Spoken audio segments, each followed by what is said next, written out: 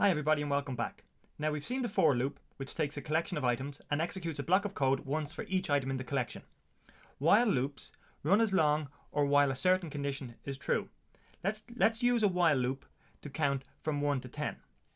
So let's add in our comments first. Today's date is the 2nd of November. Hard to believe that it's not very long till Christmas. The author is myself or you. Oh, and using while loops. Okay, so let's have a look. So first we want to set our current number. So variable current number is 1. Next, we're going to introduce a while loop. So while our current number is less than or equal to 10,